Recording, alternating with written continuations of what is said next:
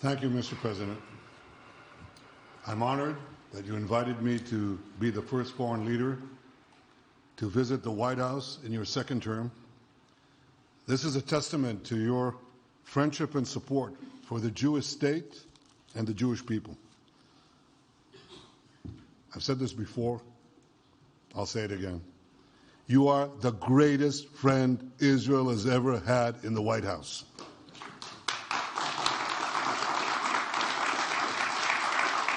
And that's why the people of Israel have such enormous respect for you. In your first term, you recognized Jerusalem as Israel's capital. You moved the American embassy there. You recognized Israel's sovereignty over the Golan Heights. You withdrew from the disastrous Iran nuclear deal. I remember we spoke about it. You said, this is the worst deal I've ever seen. I'm elected. I'm walking out of it. That's exactly what you did.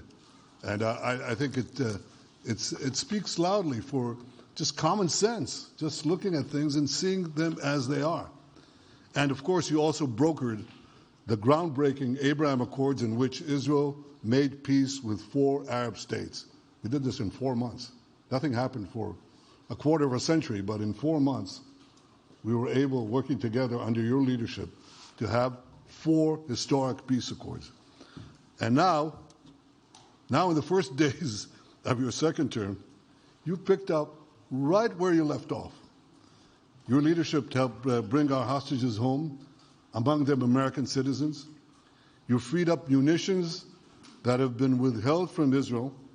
They had been withheld from Israel in the midst of a 7-front war for our existence. And you just freed it. You ended unjust sanctions against law-abiding Israeli citizens. You boldly confronted the scourge of anti-Semitism. You stopped funding, as you just said, international organizations like UNRWA that support and fund terrorists. And today, you renewed the maximum pressure campaign against Iran. Ladies and gentlemen, all this in just 2 weeks. Can we imagine where we'll be in 4 years? I can. I know you can, Mr. President. For our part, we in Israel have been pretty busy too. Since the horrendous October 7th attack, we've been fighting our common enemies and changing the face of the Middle East.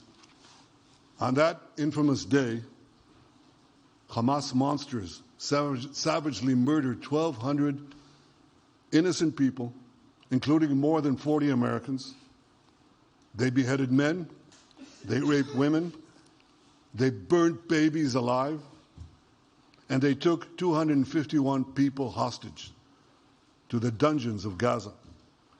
And after this worst attack on Jews since the Holocaust, Iran and its henchmen in the Middle East were absolutely ecstatic.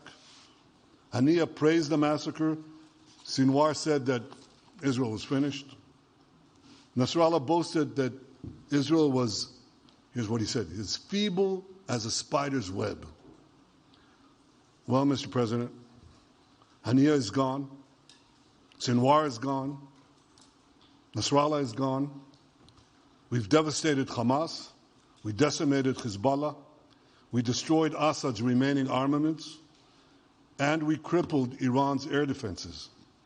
And in doing this, we've defeated some of America's worst enemies. We took out terrorists who were wanted for decades for shedding rivers of American blood, including the blood of 241 Marines murdered in Beirut. We accomplished all this with the indomitable spirit of our people and the boundless courage of our soldiers. The Bible says that the people of Israel shall rise like lions, and boy did we rise.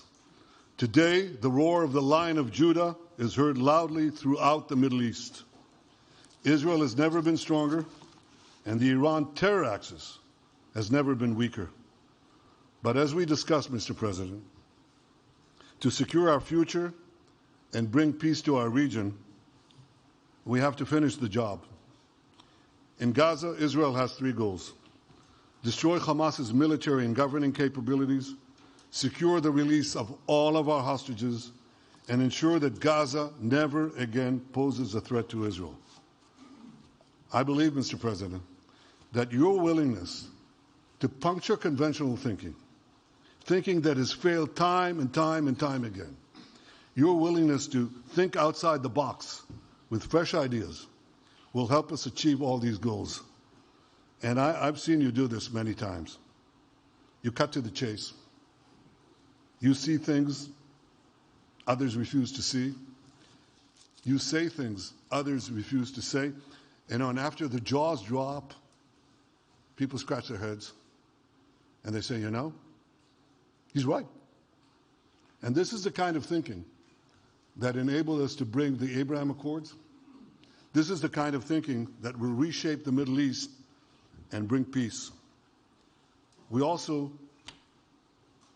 see eye to eye on Iran. That's the same Iran that tried to kill us both. They tried to kill you, Mr. President. They tried through their proxies to kill me. We're both committed to rolling back Iran's aggression in the region and ensuring that Iran never develops a nuclear weapon. Mr. President, ladies and gentlemen, Israel will end the war by winning the war. Israel's victory will be America's victory. We will not only win the war, working together, we will win the peace. With your leadership, Mr. President, and our partnership, I believe that we will forge a brilliant future for our region and bring our great alliance to even greater heights. Thank you. Thank you very much, baby. Very nice. Thank you.